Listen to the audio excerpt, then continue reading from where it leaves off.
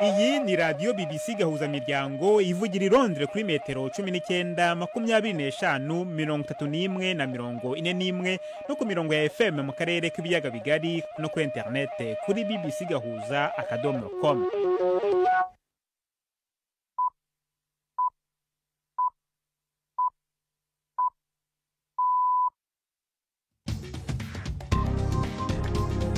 Ubu ni saa 10 n'igice ku isaha mpuzamahanga ya GMT, ni saa 12 n'igice ku isaha yo mu Rwanda no mu Burundi. Muri studio muri kumwe na Jacques Niyitegeka. Izi ni ingingo z'ingenzi zigize aya makuru. Mu Burundi umugambwe SNL utavuga rumwe n'ubutegetsi uravuga ko amatora y'abadepite n'abajyanama b'amakomine yabaye ejo yaranzwe n'utunenge twinshi. Twarabaye bidasanzwe tumenyereye mu matora mu Burundi, kuko twarabonye aho hari abantu baherekeza abagiye gutora gushika kazu kitora bakabereka nuko bateza gutorwa muri butegetsi. Mu kanama gashinzwe amatora nibo baragira inama umugambwe SNL kugeza impungenge zawo ku nzego zibishinzwe. Nibiture rero abajejwe kwihweza amatati nkayo, hanyuma baheze babatunganirize. Namba ari ukwitura umugwiseni bawiture babyanditse. Bamwe mu batuye mu bice by'icyaro mu Rwanda barataka ibura rikabije ry'inkwi zo gucana mu gihe badafite ubushobozi bwa kubona uburyo bugezweho bwo gutekesha. Tubafitiye n'ikiganiro baza muganga muri mwezi gaza muri amakuru yo kuri wa gatanu, turi ku itariki ya 6 z'ukwezi kwa gatandatu.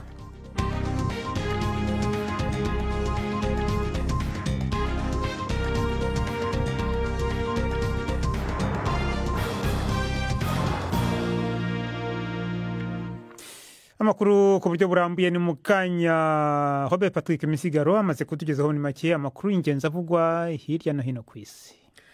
Abatavuga rumwe na leta mu Burundi baridogera ivyo bita ukutagenda neza kurengeje ku matora y'abashinga amateka yabaye ejo kuwa kane. Umugambwe SNL wavuze ko hari abantu bimwe uburenganzira bwo gutora biherereye, ngo abandi nabo babwirizwa gutora umukandida w'umugambwe uri ku butegetsi. Nayo umugambwe nako FPI wo wavuze ko abanywanyi bawo ngo babonye aho amasanduku y'amatora yariko aruzuzwamwo amajwi, ariko umugwi w'igihugu wigenga ujeje gutunganya no guhagarikira amatora mu Burundi seni wo wavuze ko atabimenyetso bifatika bihari bishigikira ivyo vyagirije. Igisirikare ca Liban cagabishije ko gishobora guhagarika bimwe mu bikorwa gikorana n'umugwi urongowe na Amerika mu kurereka iyubahirizwa gihagarikwa ry'imigwano mu gihugu kubera ibitero vy'ubutavanako vya Israel. Ibi bikurikiye ibitero vyo mwijoro ryakeye i Beirut. Israel ivuga ko ngo yariko irarasa ku bibanza bikoreshwa n'umuhari Hezbollah ushigikiwe na Irani mu guhingura indege za drone. Ni nkuru ya Hugo Bachega ari Beirut, mushikirizwa na Yvette Kabatesi. Ibitero by'indege bya Israeli byabaye mwijoro ribanziriza umunsi mukuru w'igitambo ukomeye cyane ku bayisilamu byamaganywe cyane muri Libani. Igisirikare cy'iki gihugu cyaburiye ko gishobora guhagarika imikoranire n'akanama kayobowe na Amerika gashinzwe kugenzura iyubahirizwa ryo guhagarika imirwano hagati ya Israeli na Hezbollah. Kuva ayo masezerano yatangira gushirwa mu bikorwa mu kwezi kwa 11 umwaka ushize, buri munsi Israeli igaba ibitero by'indege ko byo yita ibirindiro bya Hezbollah. Abanyaribani bo bemeza ko ari ukwica ayo masezerano, ariko Israeli igashimangira ko izakomeza ibitero kuri Libani kugeza ubwo umutwe wa Hezbollah uzacika intege. Leta Zunze Ubumwe za Amerika zatangaje ibindi bihano ku gihugu ca Irani ku bantu 10 hamwe n'ibigo 27. Bibiri muri izo bigo vyafatiwe ibihano bifitanye isano n'ikigo ca Irani cyunguruza ibitoro. Izo bihano kandi vyafatiwe ibigo bibiri muri Emirats Arabes Unis na Hong Kong. Izo ngingo zatangaje mu gihe Washington ibandanya utwigoro two gushika ku mwumvikano na Irani kubijanye n'inguvu za nucleaire. Nyuma y'imice 5 y'imibonano, ibiganiro naco birashika ko mu gihe Amerika igumisaba ko Irani iheba umugambi wayo wo kuryohora ubutare bwa uranium. Aya na makuru ya BBC. Ishami ry'ishyirahamwe mpuzamakungu rijejwe amagara ku isi OMS ryasavye ko hakingirwa nako ku buryo bwihutirwa ngo bibiri mu bitaro bigihagaze muri Gaza. OMS yagabishije ko urwego rw'amagara muri ako karere ruriko ruratemba mu gihe igisirikare ca Israel kibandanya ibitero vyaco ku muhari Hamas. Ni inkuru ya Sebastian Asher ari i Jerusalem mushikirizwa na Jean-Claude Mwambutsa. Ishami rya Loni ryita ku buzima ryavuze ko ibitaro bya Nasser Medical Complex n'ibya Al Amar biri mu majyepfo ya Khan Yunis biri ku gitutu cyo kuba byahagarika imirimo kubera ikumira ry'inkunga ndetse n'amayira yerekezayo. Abaganga bo mu bitaro byombi bavuga ko kuri ubu imbaraga bakoresha mu gufasha abarwayi n'inkomere zikomwa mu nkokora n'ibura ry'ibikoresho n'imiti. OMS ivuga ko mu gihe ibi bitaro byafunga imiryango byaba bisobanuye igihombo cy'ubushobozi bw'ibitanda bikabakaba 500, bikaba byaba bivuze ko Gaza yose yabisigaranye ubushobozi bw'ibitanda bitagera no ku 1,400. Nta mabwiriza yo gusohoka yari yatangwa, ariko ibitaro byombi biri rwagati cyangwa se hafi y'akarere kamaze iminsi 5 gatangajwe n'igisirikare cya Isirayeli ko abaturage bagomba kuhava. Hagati aho ikigo gitanga imfashanyo kitavugwa ko rumwe Gaza Humanitarian Foundation kivuga ko cyahagaritse gutanga imfungurwa ku banyepalestine mu bibanza bibiri biri i Rafah kuri uno wa gatanu kubera igitigira umurengera c'abantu. Habandanije kubaho umwitwarariko mwinshi kubera uburyo bukoreshwa n'ico kigo gishigikiwe na Amerika hamwe na Israel nyuma yaho abantu baharurirwa mu mirongo bishwe ku minsi 3 ikurikirana muri iyi ndwi mu gihe baba basidukanye n'iyonka bagerageza kuronka ico bacisha ku wepfo. Donald Trump yavuze ko atanyungu abona mu kwiyunga na Elon Musk nyuma yo gushwana ku mugaragaro ejo kuwa kane. Uwo mukuru w'igihugu yabwiye ibitangazamakuru byo muri Amerika yuko uwo mugabo wa mbere atunze kurusha abandi ku isi yataye ubwenge.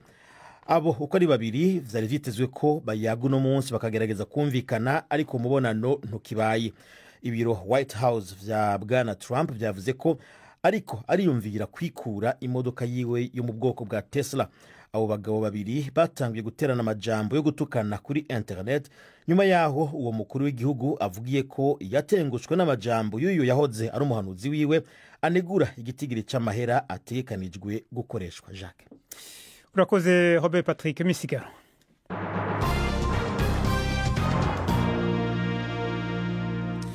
Amakuru ku buryo burambuye reka tuyahere mu Burundi, aho umugambwe SNL utavuga rumwe n'ubutegetsi uvuga ko amatora y'abadepite n'abajyanama b'amakomine yabaye ejo yaranzwe n'utunenge twinshi. Mu itangazo ryo mugambwe wasohoye nyuma y'ibikorwa byo gutora ku mugoroba w'ejo, ushyira ahabona ko tunenge turimwo ko amatora atabaye mu ibanga ngo kubera ko mu binjiraga mu tuzu twitora hari abagendaga baherekejwe kandi bagategekwa gutora umugambwe uri ku butegetsi. Mu kanya kashize navuganye na Terence Manirambona, umuvugizi w'umugambwe SNL, natangiye mubaza icyo batashimye muri ayo matora y'ejo. Twarabonye bidasanzwe tumenyereye mu matora mu Burundi, kuko twarabonye aho hari abantu baherekeza abagiye gutora gushika kazu kitora bakabereka nuko bateza gutora umugambwe uri ku butegetsi. Twarabonye kandi abaserukiye umugambwe SNL mwe bitamanate babuzwa cyangwa bakirukanwa ubuzi bw'amatora badukurikirana ko biragenda. Twabonye kandi abantu batoye kenshi bisubiriza kandi n'ubusha bifise n'ita population. Icyo twabonye nuko hari abantu batwe amakarata yabo yitora hama bagatorerwa ku nguvu bakabatorera mu kibanza cyabo. Ikindi twabonye nuko hirya no hino mu gihugu hari abantu bahawe amakarata bamaze gutora bakabategeka gusa ati terera mu isanduku ati byaheze nta bindi tererayo. Amiki twabonye nuko hari abantu abamandateri bacu bafungwa kabagiye barakubitwa n'ibintu byinshi bigiye baboneka mu buryo nka bebego hirya no hino mu gihugu. Izo mpungenge zanyu cyangwa se utwo tunenge mwabonye mwaba mwarabyejeje ku kanama gashinzwe amatora? Bimwe twagiye turabivuga, novuga mbe ko byinshi bisa n'ibyagiye birabura inyishu. Noba nk'akarorero nk'umuntu yafatanywe amakarata arenga 3 kandi iteka rivuga yuko natorera umuntu umwe. Uwo muntu twamushyikirije inzego zije gutegura amatora muri komine ya Bugendana, ariko aho kumuhana cyangwa kwerekana yuko yakoze ikosa bavuze ngo zana ayo makarata ibindi muzoza kubiko kupitwara ukutwara seni. Ivyo bigarukira ngaho. Twarabonye abakuru b'imitumba nko muri Mwaro ku mutumba wa Kirika muri komine ya Mwaro mu ntara ya Gitega yagutse umukuru w'umutumba ariko yandika amaprokirasiyo yandikiye abantu benshi baze gutora ivyo zose twarabivuze abagiye baribukana abamandateri twagiye turabivuga hamwe bakabakira bagasubira bakabirukana twabonye abantu bagiye barakubitwa nko muri za Kayanza urugamisenere muri komine ya Matongo yagutse arakubitwa ivyo byose twagiye turabishikiriza ariko icari fangaje bimwe nubwo yuko atanyinshi yagiye atorwa kuko nk'abantu bagiye baratorerwa ku nguvu nk'abantu bagiye barakwa amakata y'itora twagiye tubivuga mugabo nta nyinshi igaragara igeze iboneka gushika naho hageze mu gihe cyo guharura bavuga bati nta muntu n'umwe aza guhagarara ngaha mu kazi k'amatora umugende bose baragenda byose rero tujya turabivuga mugabo tubona nta nyinshi rigeze itorwa kugira ibintu bihera hamwe bagenda n'igihe no mu guharura ijwi rya senere bagitirira umugabo uri ku butegetsi bigahera hirya ugasanga ntawe uriko aratabara none utwo tunenge twose umaze kuvuga twaba dusobanuye ko mushobora kutazemera ibizava mano matora utwo tunenge tuvuga kugira ngo baba barundi babidushikirije abo twatumiye kutuziga kuvuza amatora eka n'amakungu yumve uko amatora yagenze turi kugira ngo bimenye kuko hari igihe abaho gusigiriza ngo byagenze neza kandi ibi byose byabaye ku mugaragaro abantu bose babona icyo tuba tubivuga kugira ngo abo byabaye ko bumve neza yuko ibi byabaye bitoba kameze n'ingoma bumve ko umwidegenzi wabo wo gutora utubahirijwe bumve neza yuko umuntu yarazi yuko ijwi ryiwe akazuba kiwe hari umuntu yagiyitiriye canke yirukanwe bamenye ko byagenze kandi abarundi ariko rero n'abaciye mu ijambo aho ngaho muzemera uko bizagenda kose ibizava mu matora iyo umumandateri yirukanwe ku kazi k'itora iyo amatora yatanguye abateze kuyakurikirana atariho bari murumva yuko uwateguye gukora ivyonye ntimubuza kuvuga ibyo yakuyemo kuko nibyo wewe bashaka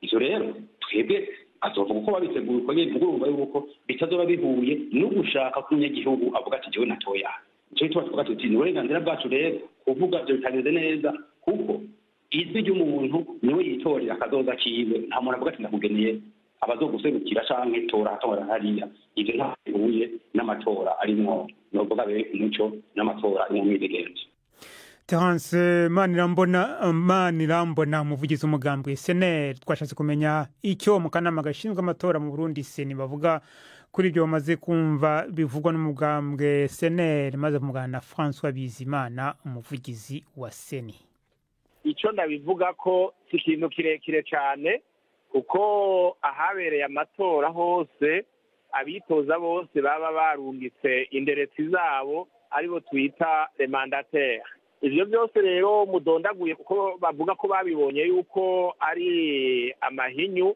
inzira iratomoye kuko ku biro by'itora byose umuntu yahitoje yaba afise uwo yatumye kugira ngo amurerekere hanyuma amatora amaze kurangira agaca yandika ku cegeranyo c'amatora ivyo yabonye byose hanyuma kuri icyo cegeranyo bagatera ko igikumu kandi ntihatera ko igikumu uwo wenyene hatera ko igikumu abagize ibiro by'itora agatera ko igikumu inderetsi zose ni ukuvuga amandatere bose baba bari kuri ivyo biro by'itora agatera ko igikumu n'abantu batatu baba bafashije guharura ivyo rero abo nibaba barabyegeranije bakaba babifise kandi bikaba byaratewe ko igikumu n'abo bose mpejeje kuvuga inzira iratomoye nibiture rero abajejwe kwihweza amatati nk'ayo hanyuma baheze babatunganirize namba ari ukwitura umugwiseni bawiture babyanditse ari ukwitura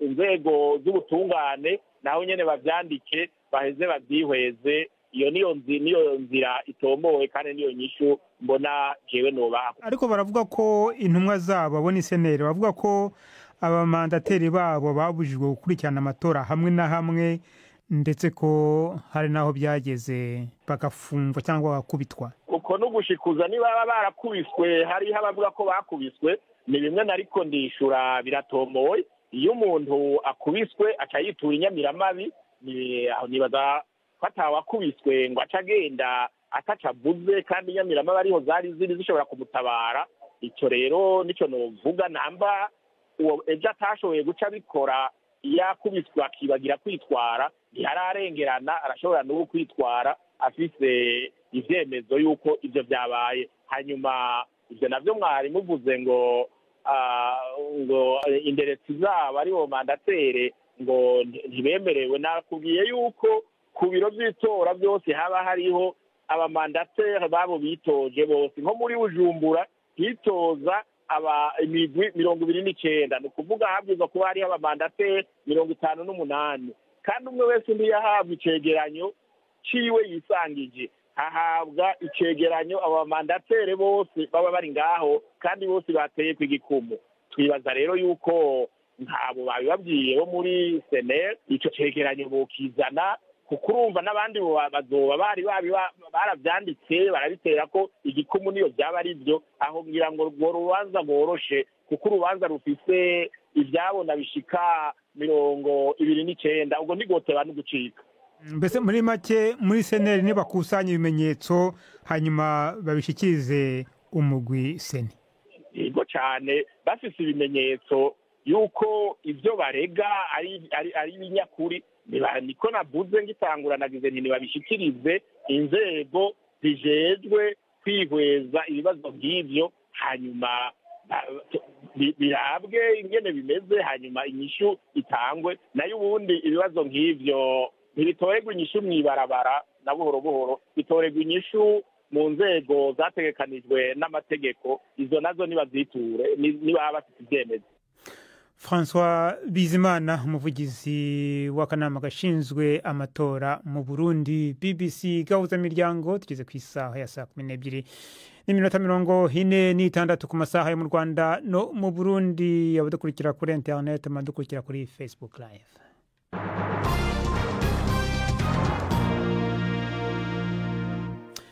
Bamwe mu batuye mu bice by'icyaro mu Rwanda barataka ibura rikabije ry'inkwi zo gucana mu gihe badafite ubushobozi bwo kwigondera uburyo bugezweho bwo gutekesha. Nta bushobozi bwo kugura gaze cyangwa amashanyarazi yo gutekesha bafite, nta nubwo bakibona inkwi zikomoka ku biti kubera ko amashyamba agenda agabanuka cyane uko imyaka ishira. Impirimbanyi zibidukikije zivuga ko ubushobozi buke bw'abaturage bwo kugura ingufu zo gucana zidakomoka ku biti bushobora kuba ikibazo gikomeye. Ni inkuru mugezweho na Jean Claude Mwambutsa. Tujya hejuru y'ikanyara tukajya gutasha yenyine tugatoragura izo hasi zahungutse. Emmanuelia Nikuze atuye ahitwa Kanyarira, ni agace k'imisozi birebire mu karere ka Ruhango. Aranyereka igisozi gihanamye agomba kuzamuka kugira ngo ajye gutoragura inkwi, ariko nabyo ngo biramusaba kwihishahisha abarinda ishyamba ritwikiriye uwo musozi. Uretse izi atoragura, ngo iyo yabonye ubushobozi agura amakara, ariko nayo amuhenze cyane. Iyo mbonye amafaranga nkagura uwo mufuka ucana ukwezi kumwe wa 12, cyangwa nkashaka nk'umuntu duteranya nyine tukawugura tukawucana iminsi 15 yo twateranyije. Nyine tusasaba ubufasha leta nayo dutera inkunga natwe twiyandayande turebe ko twabona nk'iyo gaze. Undi mubyeyi we namusanze mu murenge wa Byimana uri mu nkengero z'umujyi wa Muhanga, avuga ko ubuzima bugoye muri rusange uhereye ku biribwa bihenda cyane, gusa agatangazwa nuko hari igihe ushobora kubona ibiribwa ariko ntubone inkwi zo kubiteka. Ngubu usibye udushogori kudushyimbo nari ncumye nari nsesekamo nkabona kurya rwose, naho ubundi kugumira aho ngaho. Ariko namikonje mfite ariyo mbabura sinayibona, ariyo gaze ntago nayibona. Ibyatsi nabona twatsi duhura nk'utu nkagenda nkajyamo nkadutorago nkajya nkashyira mu ziko. Nyine unose wabigenza ute? Ndimo ndavuga nti ngende gutoragura, ngenda hano hose ngenda ntoragura mbone ko genda ngacana. Umusaza Rusibande Larisi w'imyaka 65 atuye mu gace k'icyaro k'akarere ka Muhanga, avuga ko igabanuka rikabije ry'amashyamba ryagize ingaruka nyinshi ku batuye mu cyaro, cyane cyane iyo bakeneye ingufu zo gucana. Mu giturage hari abazicuruza, umwase tugura 200, ubundi hari abantu basi bishyitsi nabwo akazana nk'umufuka ukamuha 2000.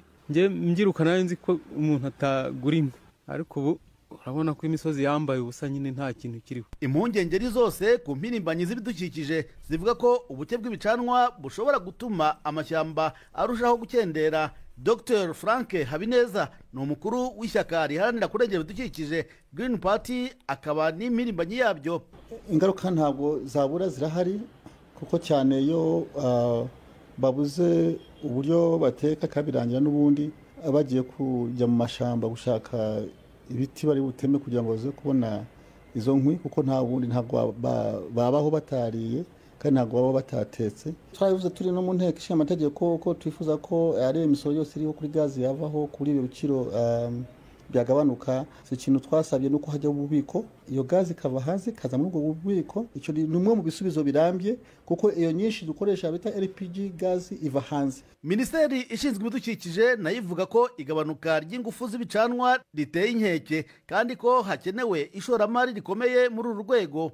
Ubwo yari imbere ya Sena mu cyumweru gishize, Minisitiri w'ibidukikije Valentine Uwamariya yavuze ko ikibazo gikomeye kigaragara cyane mu mashuri aho akoresha inkwi zingana na 45% y'ibiti bicanwa muri rusange. Mu mwaka wa 2030 leta ngo irifuza kuba yagabanyije ingufu z'ibicanwa bikomoka ku biti bikagira nibura ku rugero rwa 42%. Gusa ngo bizakenera ingengo y'imari ihagazeho kuko bizasaba leta kwishakaho atari hasi ya miliyari n'igice y'amadolari y'Amerika. Jean-Claude Mwambutsa, BBC Gahuza Miryango, mu ntara y'Amajyepfo.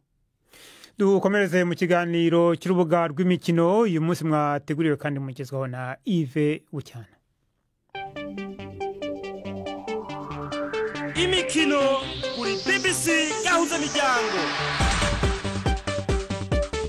Mwireho neza ku mugabane w'Uburayi. Ikipe y'igihugu ya Espagne yaraye itsinze Ubufaransa ibitego 5-4 ibona itike yo gukina umukino wa nyuma w'irushanwa rizwi nka Ligi y'ibihugu by'Uburayi. Wari umukino udasanzwe wabonetsemo ibitego 9 byose, ariko cyane cyane ku ngimbi ya Espagne y'imyaka 17 gusa, Lamine Yamal wazonze cyane ikipe y'Ubufaransa akayitsinda ibitego 2 muri ibyo 5. Lamine Yamal ararwanira igihembo cya Ballon d'Or cy'umukinnyi mwiza w'umwaka. Ibitego byabanje kuba 4-0 biza kuba 5-1, ariko icyatangaje kurusha ni uburyo Ubufaransa bwazamukanye Espagne mu minota 11 ya nyuma bugatsindamo ibindi bitego 3, ariko Espagne ishobora kwihagararaho umukino urangira ari ibitego 5-4. Espagne ku mukino wa nyuma ikazakina na Portugal i Munich. Portugal yasezereye Ubudage ibutsinze ibitego 2-1 kuwa gatatu. Mu Bwongereza ikipe ya Crystal Palace ntiramenya niba izakina imikino ya Europa League umwaka utaha. Kuwa kabiri abayobozi b'iyo kipe bagiye mu Busuwisi kuganira n'ubuyobozi bw'impuzamashyirahamwe y'umupira w'amaguru i Burayi UEFA ku bigendanye no kuzakina imikino ya Europa League. Amategeko ya UEFA abuza abantu ku giti cyabo gutunga ikipe zirenze imwe mu gihe zahura mu irushanwa rimwe mu rwego rwo kwirinda kugongana kw'inyungu. Eagle Football Group y'uwitwa John Textor niyo ifite abanyamigabane mike mu ikipe ya Crystal Palace, ariko iyo sosiyete ikagira imigabane myinshi mu ikipe ya Lyon yo mu Bufaransa, nayo yatsindiye kuzakina irushanwa rya Europa League. Crystal Palace rero bo baravuga ko Textor wagerageje inshuro nyinshi kugurisha imigabane ye afite muri Crystal Palace nta jambo rinini afite muri iyo kipe, bityo ko UEFA itagombye kumubara nk'ufite amakipe abiri. Iyo amakipe abiri atunzwe n'umuntu umwe, umwanya ikipe yagize muri shampiyona uhabwa agaciro cyane mu guhitamo izakina iryo rushanwa. Bivuze ko Lyon yabaye ya 6 muri shampiyona y'Ubufaransa yaba ifite amahirwe yo gukina Europa League umwaka utaha kurusha Crystal Palace yagize umwanya wa 12 muri Premier League. Ayo niyo makuru y'imikino nabateguriye uyu munsi. Gendi Yves Bucyana. BBC Gahuza Miryango muri Afrika no kwisi yose.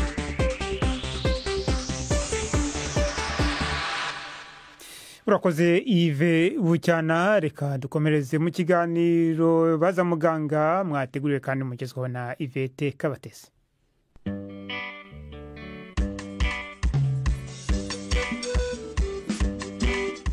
Mwiriweho neza. Uburwayi bw'umugongo wo hasi ngo bushobora gukira cyangwa umuntu agafashwa kuba hatababara. Ibi nibyo tugiye kuganiraho mu gice cya kabiri kuri ubu burwayi. Turacyari kumwe na muganga Rigana Intsinzi mu bitaro bya Kacyiru.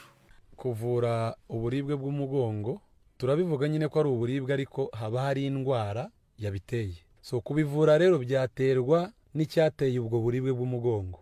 Harimo ubuvuzi busanzwe bwo kuba twabwira umuntu uburyo yitwara, imyitwarire, yaba kuryama ahantu hameze neza hakomeye, ubwo ndavuga nk'imifariso ya yindi itihina umuntu aryamye, kuko iyo ngiyo ishobora gutuma habaho kurwara umugongo. So ndavuga ubundi buvuzi bujyanye no gutanga imiti ya anti-inflammatoire tubaha, ndetse n'indi miti ishobora gutuma habaho koroha kw'imitsi, ndetse bitewe n'icyateye ubwo burwayi. Rero tuvuge ku rugero, niba umuntu yavunitse umugongo, ibyo ngibyo ntiwabivuza ibinini, hagomba kujyaho ubundi buvuzi bwisumbuyeho ari bwo kubaga. Tuvuge nk'iyo disike wenda yagize icyo bita hernie, yavuye mu mwanya wayo, icyo gihe birasaba ko ubagwa kugira ngo isubire mu mwanya.